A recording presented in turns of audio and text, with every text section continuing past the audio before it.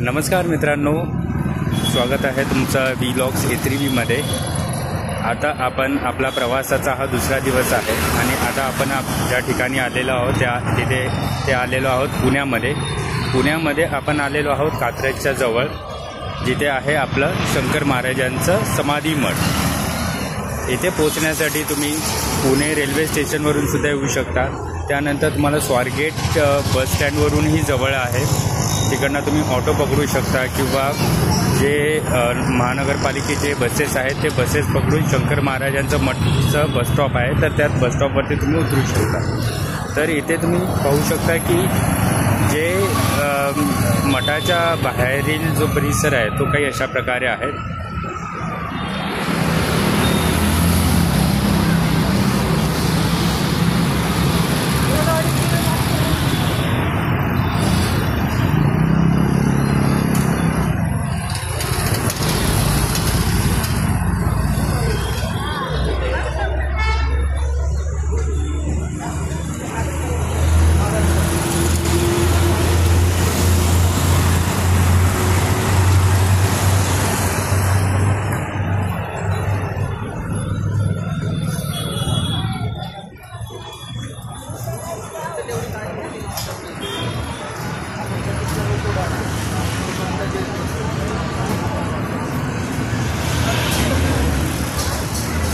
गणपतींची फार मोठी मूर्ती आहे,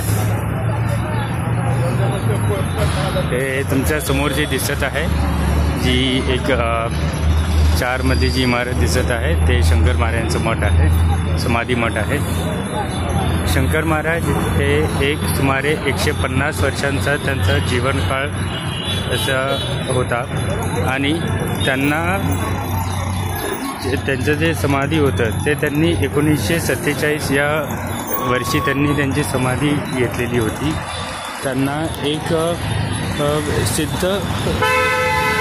सिद्ध गुप्त शक्तीचे स्वामी आणि नाथ परंपरेतील एक परिपूर्ण त्यांना गुरु म्हणून मानले जाते। आता आपण आत जात आहोत, तर जेवढं तुम्हाला दाखवू शकेन तेवढं मी तुम्हाला दाखवण्याचा प्रयत्न करीन। जास्त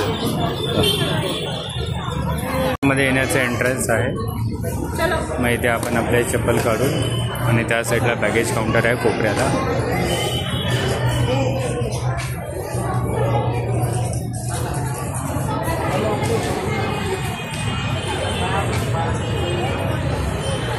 हे मेन समाधी मठ आहे। इथे 2 प्रकारचे दर्शन आहेत, मुखदर्शन आणि समाधी दर्शन।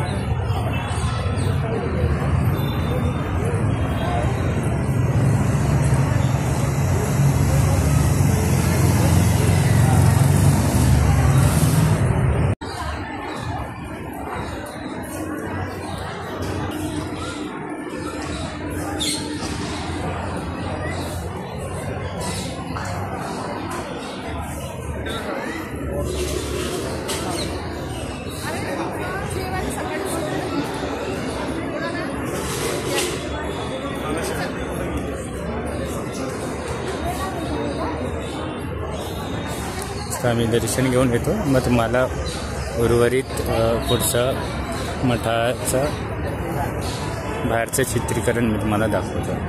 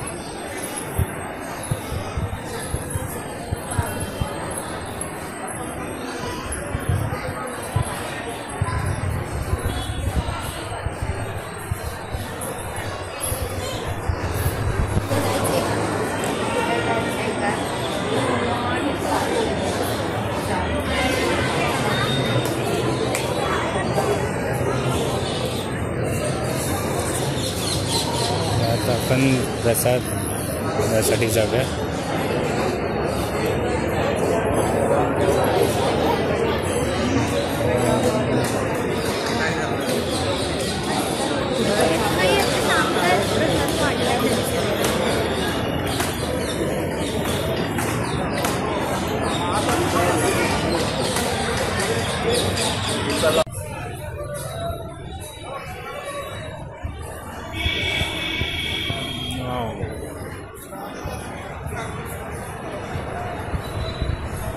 हे महाप्रसादाचं बाऊल आहे.